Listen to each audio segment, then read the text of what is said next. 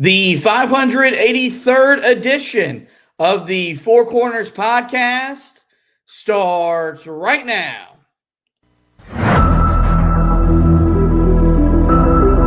This is the Four Corners podcast.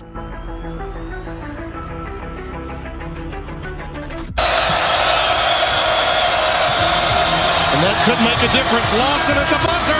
Got it! Maybe not. Ty Lawson wins it at the buzzer. Deep three.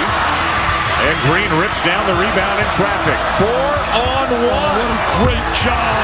What a terrific job in transition. I mean, you couldn't plan that any better as a coach.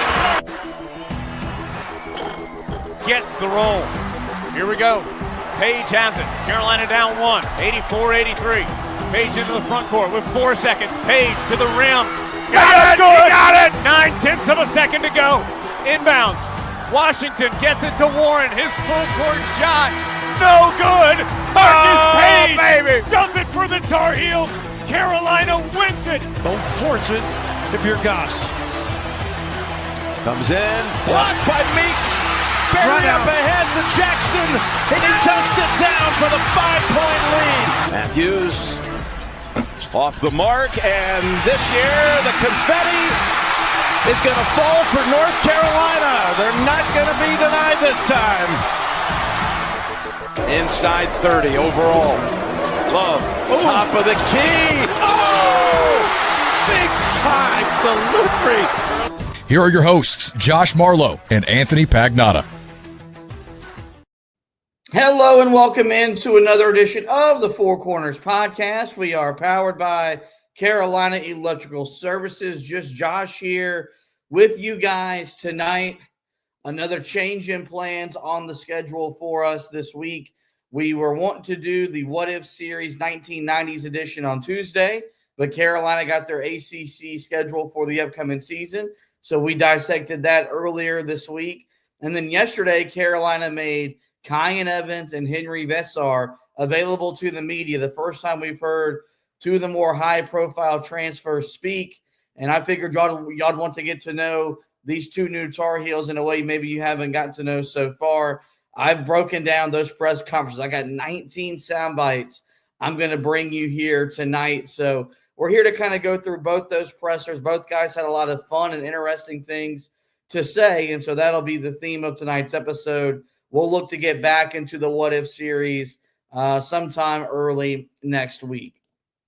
Before we recap these press conferences, though, we got to start every edition of the pod, as we always do, with the pod thought of the day. And we go to the Navy SEALs for today's pod thought.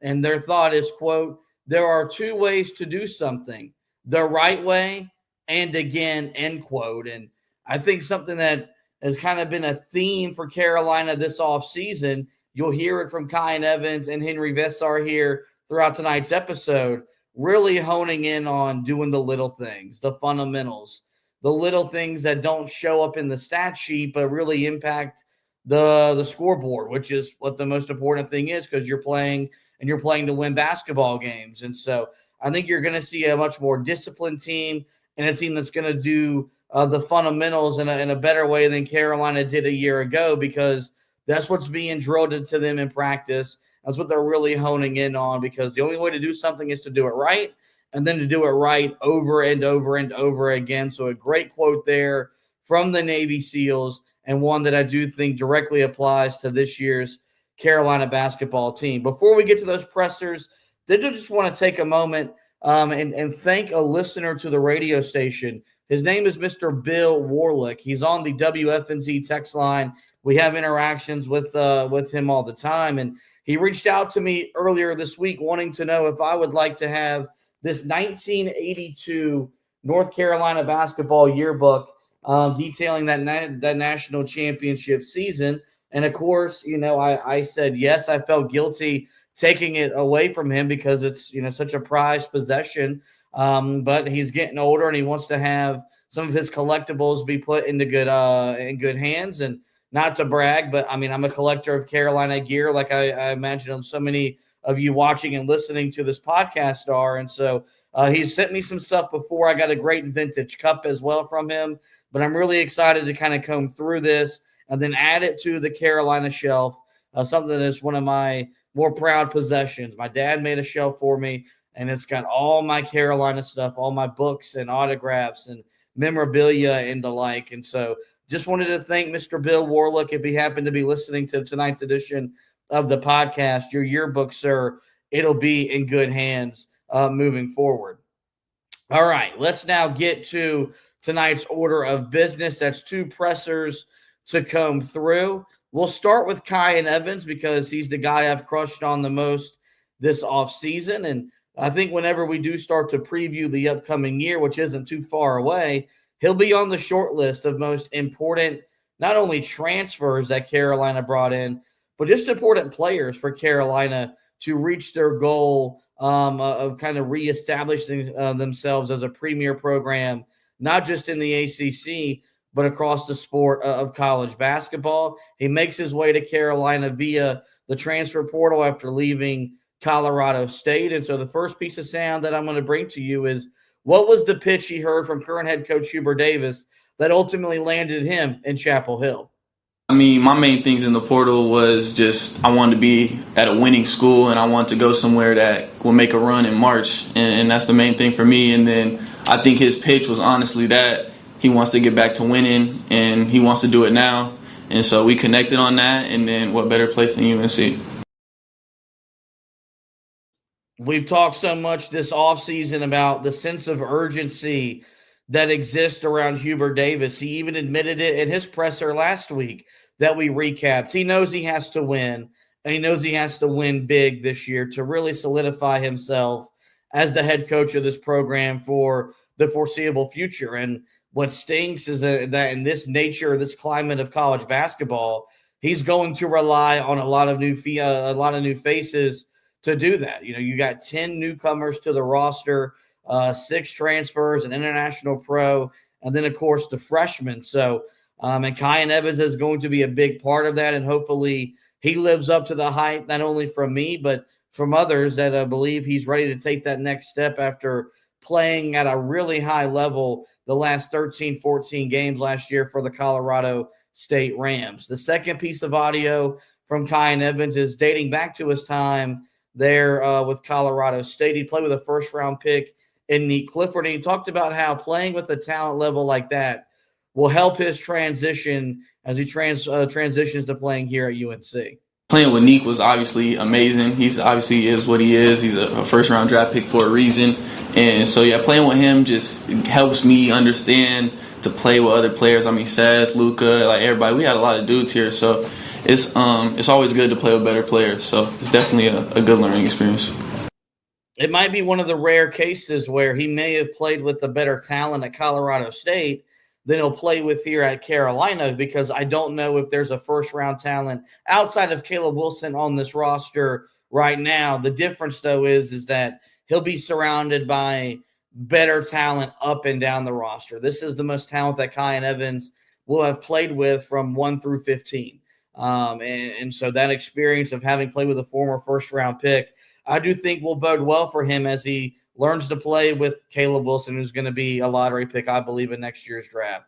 Seth Trimble, a guy I think that's ready to take a step and really be an all-ACC caliber player. Henri Veesaar, who was a quality player at Arizona. So those past experiences for Kyan Evans, I do think will help him in his transition here to Carolina and playing at the ACC level. The third piece of sound from Kyan Evans, something that I thought was a great question, and this reporter asked both him and Veesaar this yesterday. He was asked to self-scout himself. So here is, in Kyan Evans' words, how he assesses his game. Report, I'm just a guy. You can't leave any space, no space. And then, I mean, you want to try and keep me out the paint because I'm going to get my teammates involved, but it's hard to do both. So good luck. Love hearing that confidence there from Kyan Evans. We know he's a knockdown shooter. We know that's his strength, but he can get to the rim. He can get to the rack. And more importantly, not only get there, but finish. And I think it's going to be a welcomed sight for Carolina fans and for Carolina's half-court offense because, you know, even R.J. Davis, as much as I loved him, he could get to the rim. Did not always finish, though, when he got to the rim. I think that'll be something that Kyan Evans will help elevate Carolina's offense in the half court. We mentioned his shooting and his ability to be such a high-level shooter. He talked about where he got his shooting prowess from and how he developed it. I got a really competitive family, so I would say my dad, my sisters, my brother, even my mom. We used to do shooting contests when I was little. So just always from a kid, everybody thought they were the best shooter in the family. But I kind of solidified that last year. Is there anybody who shot you emulated or tried to sort of tie you the mechanics of it? I mean, I learned how to shoot from my dad. My brother's a really good shooter too. Just kind of runs in the family. We always shooters, so just kind of grew up watching shooters. That's all it is. Kind of like so many of us, where'd you learn how to shoot? Watching your dad shoot in the backyard. He comes from a competitive family, and that's kind of what driven him to become the shooter that he is today. My little brother, I think, I gave him all the shooting ability that he has, and he doesn't have a lot of it, but the shooting ability he does have, he got from playing against me one-on-one in the backyard. Same thing here for Kyan Evans, who is the best shooter, as he said right there, in his family. Let's transition now to the next piece of sound from Kyan Evans. And I thought this was an interesting piece of sound. He talked about what he has learned the most about playing the point guard position. Just the role of leadership that a point guard has to have in the control of a game that a point guard has to have. It's a big difference, like I said, high school to college. So it's something you definitely just learn over time, but I think just controlling the game. It's the most important thing for a point guard. It's something that we talk about so much, and Carolina has been blessed over the years to have guys that understand time and score and tempo. I still think the best guard I've seen that had a feel from that from day one was Kendall Marshall. From the second he walked on the court, he just knew the game and knew how to play with pace and tempo and when to go and when not to go and what pass to make in the half court. And so, he's learning that because this is going to be an adjustment period for him because that question was followed up. Okay, what have you learned about playing point guard? But also, what have you learned about having to be the lead guard at a place like Carolina that demands so much from its floor general? I think I just learned that, Carolina across the board is just you get a lot of stars here. So it's different being a leader here than other places, I would say. But everybody wants to win. So at the same time, they'll listen to you and they'll feed back to you too. So I'm not the only one leading here as well. So it makes it a lot easier. Yeah, how have you adapted to playing guard with all these guys? I know it's only been a lot of pickup and practices so far, but what have you learned in that aspect? Honestly, I'm not going to say it's easier, but almost is easier. When you're throwing the ball to Seth Trimble in transition, it's easy to make a hit. He'll make a play for you. So, it's different that way. But at the same time, we just building every day, trying to get better and just getting more connected that way.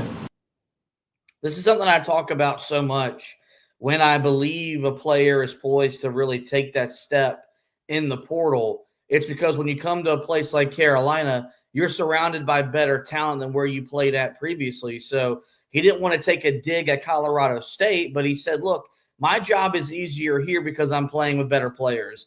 I didn't have I didn't have a Seth Trimble that could do the different things that Seth could do at Colorado State. I didn't have a versatile big man like Henri Veesaar that could do all the different things he can do in the half court as a big man. And so I think that takes a lot of pressure off of him because he had to do so much. Even playing with Nick Clifford, there was a lot of burden and responsibility on his shoulders at Colorado State. The thing that I like the most about that answer, and this is the most important thing, I'm not the only one leading. There are other guys that are being vocal leaders on the court. And if that's true and that translates and that carries over into the regular season, Carolina will automatically be better than they were a year ago. Because the one thing that they lacked was a vocal leader on the court.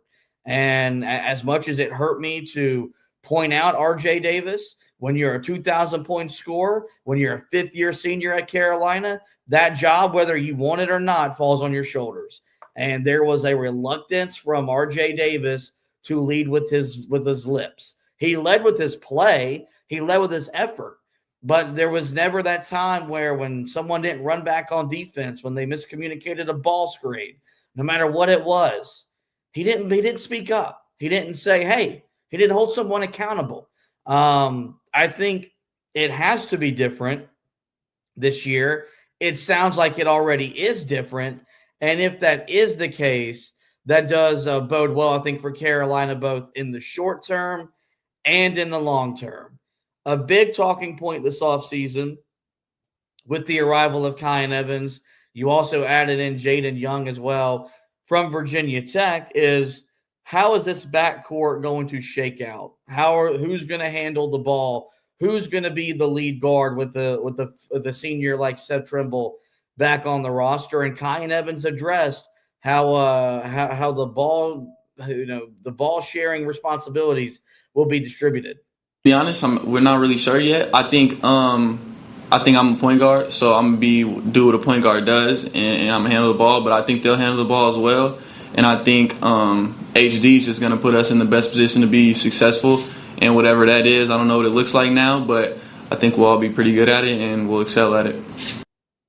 Yeah, I mean, look, honest, he said he doesn't quite know, but I'm a point guard. I'm going to handle the ball. Love hearing that confidence. I think Seth Trimble will be the best version of himself offensively, playing off the ball, being a slasher, being a cutter, as opposed to trying to generate offense for himself. He's capable, and you saw it at times, whenever he got ultra aggressive, he can take guys off the bounce. But I think he'll be at his best like he was 2 years ago, running around ball screens, getting that ball in the middle third of the floor and really trying to operate from there, as opposed to trying to just create everything on his own. A few more pieces of sound from Kyan Evans before we transition to Henri Veesaar.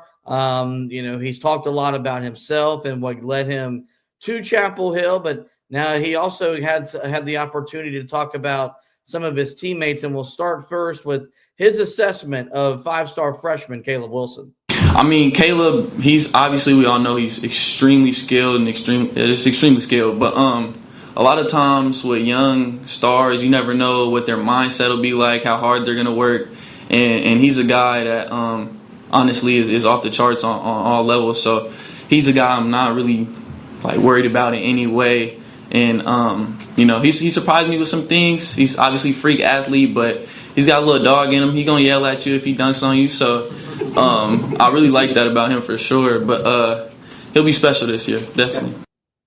A lot of talk about Caleb Wilson, a lot of talk from Caleb Wilson, the early intel in and around Chapel Hill. He's been worth all the hype, and he's going to be a big part of whatever this team does ultimately achieve on the basketball court. We mentioned we saw him while we were out at Polk Place for the concert before the TCU football game. I think he's enjoying his Carolina experience. He's making the most of what he knows will be just one season in Chapel Hill, but he's also here to win and kind of be one of the guys that helps turn this thing around. He wants that to be a part of his legacy, and I'm really excited to watch how these two guys kind of grow and develop with each other, with each other over the course of the upcoming season. We're about to hear from Henri Veesaar here in just a second, but here's what Kyan Evans said when he talked about his game with the Arizona transfer joining him this offseason. Henri is he's definitely a freak. He's a 7 foot, what do they say, 7 foot, really skilled big man that he can shoot a little bit too. But I remember the first week we got here, I don't know who it was, but he just started getting the ball on the block and he was dunking on people backwards. So I don't know if he's going to pull that out in the game or not, but I'd love for him to pull that out in a game, most notably when Carolina goes to that trash dump that is the Lenovo Center where the NC State Wolfpack play, or when they either go to Cameron or host the Duke Blue Devils. If he wants to reverse dunk on somebody, I can't think of there being a better time to do so. That was the first answer he talked about Veesaar. Here was the second thing he talked about, and the one I'm most excited and encouraged about, and he talked about what Veesaar will help him do in the pick and roll game. He's just a super skilled big. So, sometimes he may pop and he'll shoot a three. But another time you might hit him in the short roll and he can make a lob pass to Caleb, or he can kick it to the weak side for a corner three or anything. So you never know with him. I mean, he can beat you a lot of ways. He has good touch too, so he has a good flow game. But he's good. He's special for sure. I think this is the thing I'm most excited about with the arrival of Henri Veesaar. Yes, you got a legitimate rim protector, rebounder. Can he step out and shoot the three-point shot? Yes, he can. I think he's going to be a difference maker in the half court in the pick and roll. David Sisk does a really good job for Tar Heel 24/7.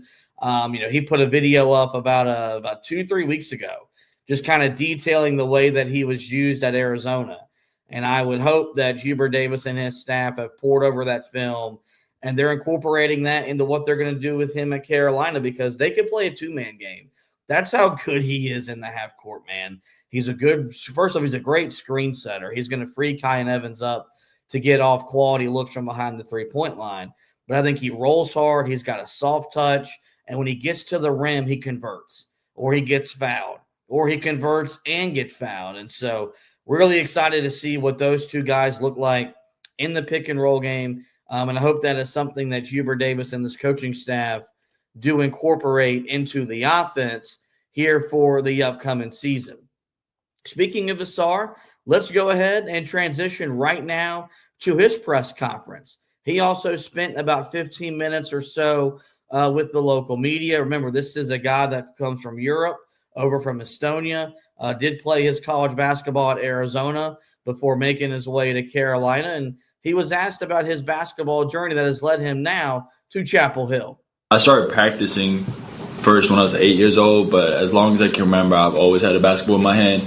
Because my dad loves basketball, he used to play it. And then as long as I can remember, I've always had a basketball in my hand. But I would say when I was 15, I moved to Madrid to go to the Real Madrid Academy, practice there. And then when I was about my last year there, I decided to go to Arizona.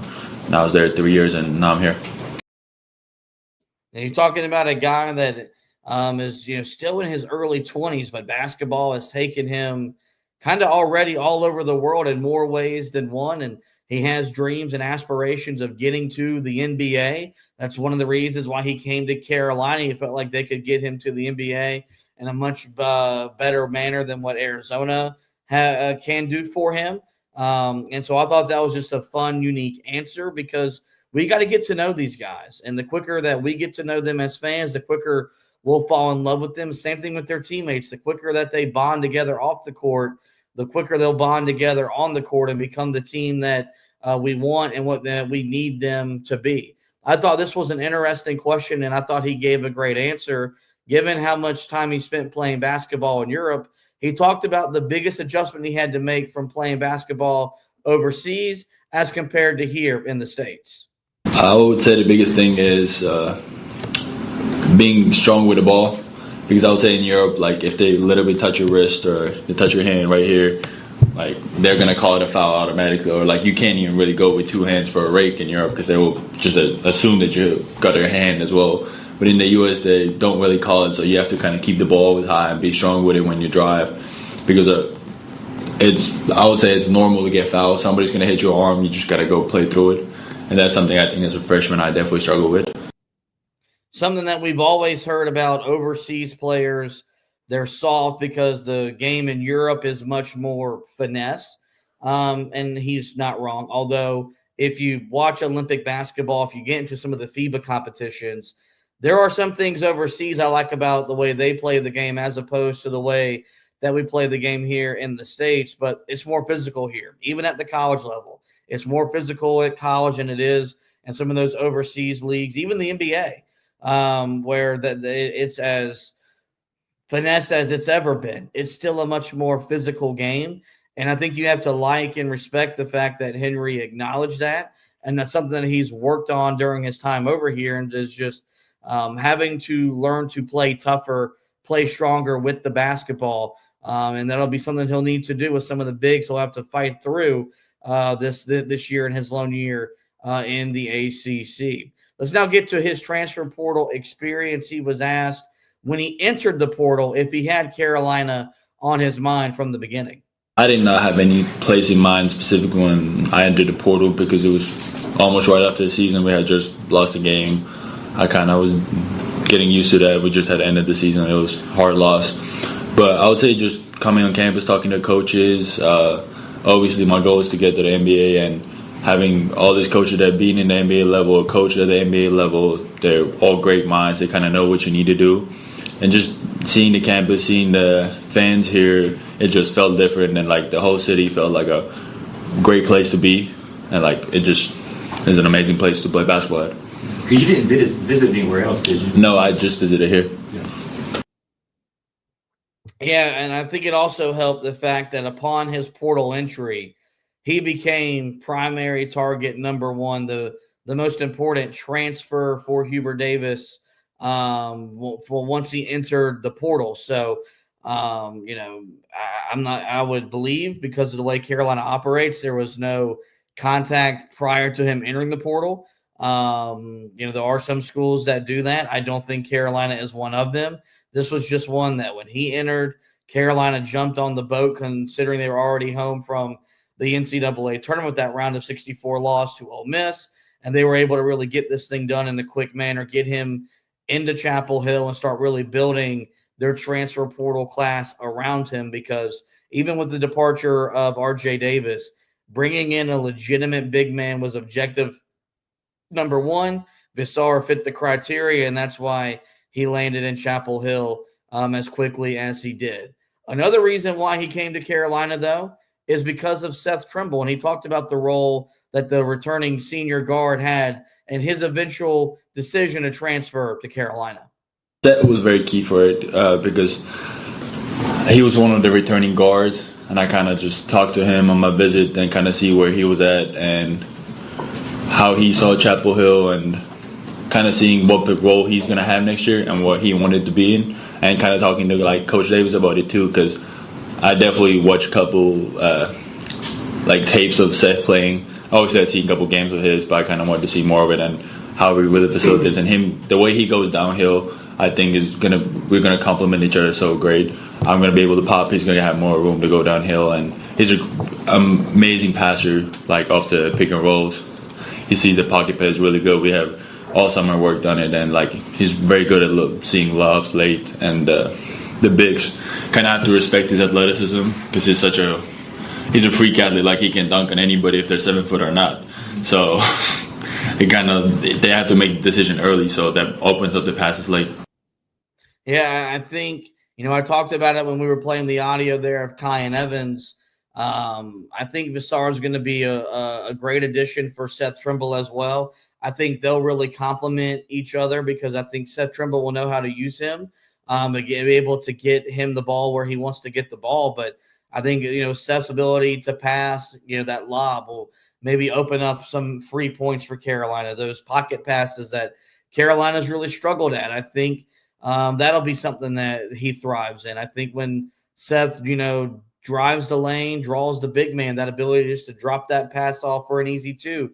I think all that's going to be at his disposal. And so, I think you got to really like the fact that Veesaar, when he was thinking about transferring here, was very mindful of the way Seth Trimble plays and if he would be a good fit alongside of him. He felt like he was, and that's a big reason why he does find his way here at Carolina. Another interesting answer that I thought he gave was talking about the adjustments he's had to make in terms of the way that Carolina defends the ball screen because it's something different than what he's used to doing. North Carolina is an ice program, so I think they've been traditionally more far off the ball screen. But I personally have never played ice like as a main coverage for a team.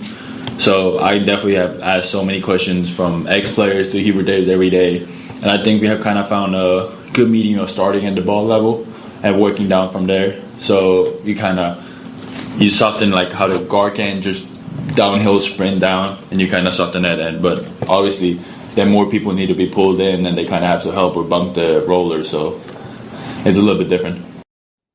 It's just a great example of just how different teams do defend ball screen action. As he mentioned, Carolina is an ice program, and he's never played for a coach that wants to ice ball screens. And so you've seen a lot of drop coverage from Carolina with Armando Bacot. I think that'll still be a part of what they do. I think Veesaar will really allow them to hedge and blitz and really trap off a ball screen, try to commit or try to force more turnovers. And so I'm really excited about that. I think he moves well for his size, as opposed for Mondo, who was sometimes just a lumbering big man out there. But you got to appreciate the honesty in him saying, hey, there's a lot that I don't know, but every time I'm on the court, I'm asking questions. I'm getting coached up. That's him, being aware of, I've played a lot of basketball, but I've never been asked to do what they're asking me to do. How can I get coached up in a way that when I'm on the court, I'm not a liability when we get put in pick and roll situations? Just a few more pieces of sound before we do get out of this edition of the Four Corners podcast. Just like Kyan Evans, Henri Veesaar was asked about some of his teammates, and we'll start first with the incoming freshman, 5-star talent, Caleb Wilson. I would say when he first got here, I knew he was a great player, but just his ability to read a game and how good of a passer he is, I had no clue about.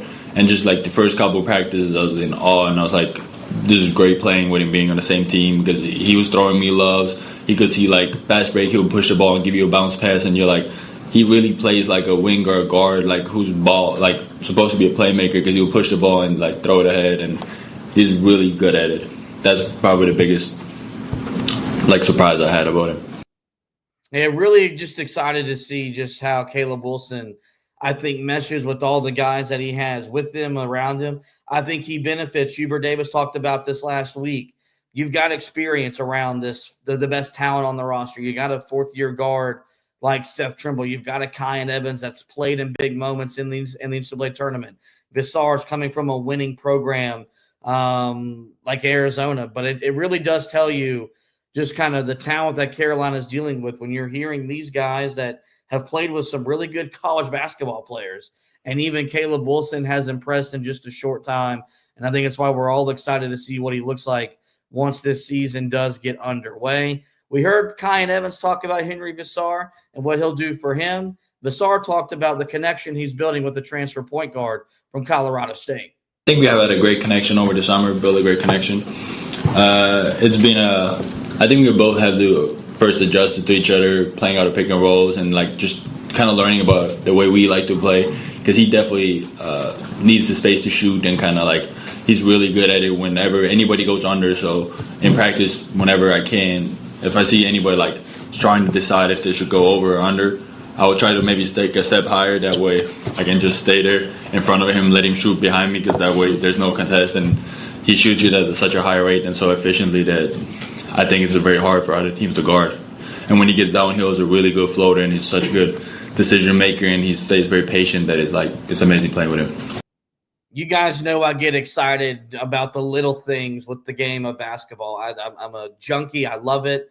I love talking about the intricacies of the sport. That detail he talked about with the ball screen, okay, and if a guy's going to come over the ball screen or go under, and the decision he kind of makes to where to position his body to give Kyan Evans space really tells you how much he pays attention to detail and how well he knows his teammate in terms of, okay, if I give him this extra 6 inches, it's going to increase his ability to make this shot, because when he's uncontested, he shoots the number that he shoots or whatever. And so I think that's something about this team that Hubert Davis wanted to add. There's a different IQ with this group. I don't mean to talk bad about Venau and Lubin, but I don't think he'd be talking about that when talked about trying to build chemistry with the point guard about, when I'm setting the ball screen, what I do with my body to position it so the guard can either attack off the dribble or pull from behind the 3-point line. And it's why I think he's going to be the primary screener for Carolina. His versatility, I think, is going to make him just a godsend for all these guards, because he can do a lot of different things. And I think you really got to like that answer, because that's his way of telling you, I'm learning my teammate. I'm learning how to get the best out of my teammate and how we can play really well together. He was asked about a potential lineup that we flirted with this offseason as well, where Carolina could go big and really feature Jaron Stevenson, Caleb Wilson, and himself all in the front court. And he said not only does he think that they can play on the floor together, they've already done so a little bit in practice. Oh yeah, we could definitely play that. We have had the lineup multiple times in practice too. It's a very tall lineup, but it works great because it kind of has mismatches whenever we drive, and defensively you have great rim protection with us three on the court, and you don't really compromise any shooting because all of us can make it. I cannot wait to see that lineup. And I think Carolina should deploy that lineup every single game, because even if it sacrifices what they do offensively, I think their ability to overwhelm the opponents on the defensive end of the floor with their length and be able to contest shots and get to the defensive board will make it a group worth playing for a 2 to 3 minute segment, whether it's in the first, second half, or in both halves. And I think you really got to like the fact that not only has Hubert Davis thought about that, he's put it on the floor already, and they're already trying to figure out how to get the best out of their size, because Carolina is much bigger than they were a year ago, but you got to maximize that size. And the best way to do that is kind of what Duke did at times, where they just put as many big bodies on the floor and they overwhelmed opponents. I don't know if Carolina is as big as Duke was a year ago, but they'll have the same capabilities, and they're already working on how to really be that type of team here in the summer. Last piece of sound from Henri Veesaar before we get out of this edition of the podcast.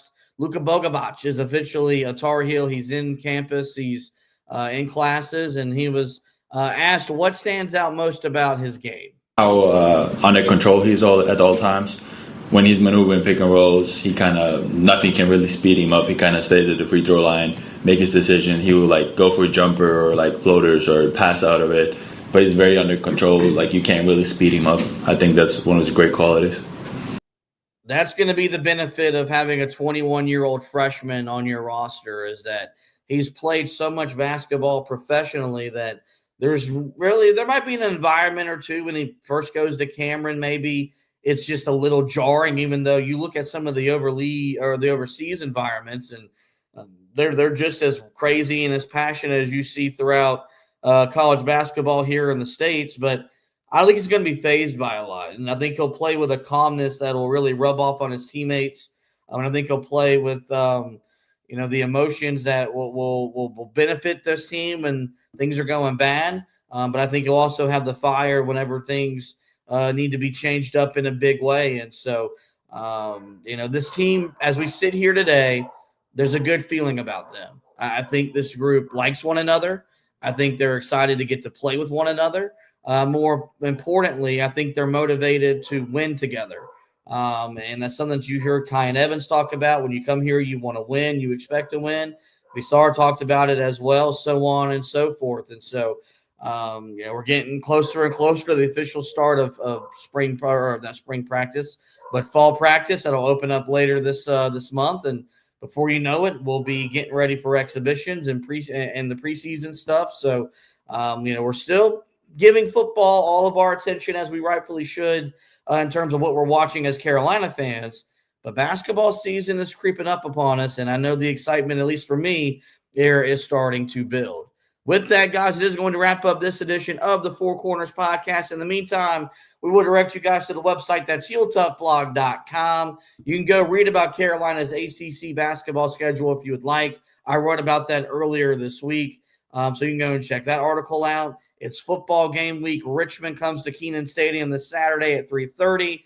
Anthony will have you covered with the preview of the game. If there's any injury news around the game, I'll be covered with that. And then, of course, we'll be back either on Saturday night, probably more like Sunday morning, with the recap article of that contest. Most importantly, guys, we just encourage you to go to the website. Every single day there's at least one, if not two, articles going up on the website. Visit HeelToughBlog.com, the latest and the best coverage of Carolina basketball and Tar Heel football. As for the podcast, you guys know where to find us. Every major podcasting platform, simply search the Four Corners Podcast and we will pop up. There, we encourage you guys to rate, review, and subscribe. That way you don't miss any editions of the show throughout the remainder of the basketball off season. We still have to finish the What If series, and then by the time we get done with that, we'll be in preseason mode. We'll start doing position previews. I'll start bringing on the best guest in the sport to get you ready for the upcoming season. So if you haven't done so already, hit that subscribe button so you don't miss any audio editions of the show. For the video stuff, if you haven't done so already, like and follow us on the Heel Tough Blog Facebook page, the Heel Tough Blog YouTube channel, or at my personal Twitter at HTB_Josh. The second we go live, if you have liked or subscribed to either of those 3 platforms, you will be notified. So if you're a video consumer of the podcast, do that. That way you know we're live throughout the remainder of the basketball offseason, and then once we get into the official hoop season later this November. With that, guys, this is going to wrap up this edition of the show. I do want to thank you guys for watching and listening. And as always, go Tar Heels.